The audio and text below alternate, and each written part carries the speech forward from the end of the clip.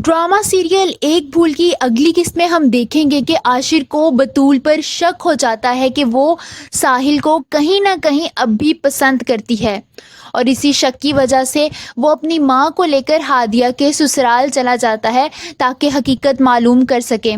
हादिया और उसकी सास उन दोनों को वहाँ देखकर हैरान हो जाती हैं। आशिर हादिया से पूछता है कि क्या बतूल साहिल को पसंद करती थी।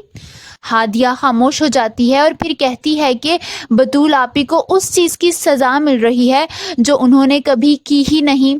बतूल आपी की किसी चीज़ में कोई गलती नहीं, उनका कोई कसूर नहीं है, सारा कसूर मेरा था। आशिर और उसकी माँ खामोश हो जाते हैं। वो मज़ीद कुछ कहे उनके घर से जाने लगते हैं जब हादिया की सास उनको बाहर तक छोड़ने आती हैं और उन दोनों से कहती हैं कि बतूल एक बहुत अच्छी और वफ़ादार लड़की है, उसका हमेशा ख्याल रखना, उसे कभी छोड़ना मत वरना बहुत पछताएंगे। आशिर खामोश हो जाता है।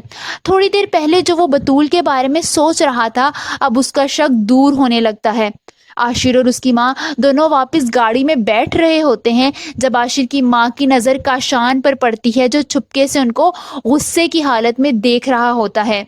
वो हैरान हो जाती हैं और उसको इग्नोर करते हुए गाड़ी में बैठ जाती हैं और आशिर से कहती हैं कि मैंने कहा था तुम्हें, बतूल बहुत अच्छी लड़की है, मेरा इंतखाब कभी भी गलत नहीं हो सकता। बतूल एक वफादार लड़की है जो हमेशा तुमसे वफा निभाएगी, उसका माजी आईने की तरह साफ है।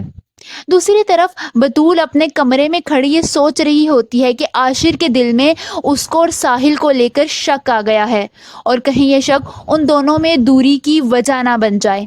आप सबको क्या लगता है, क्या आशिर अपना और बतूल का रिश्ता कबूल कर लेगा या फिर काशान कोई नई चाल चलकर एक बार फिर उन दोनों की ज़िंदगी में आग लगाने की कोशिश करेगा?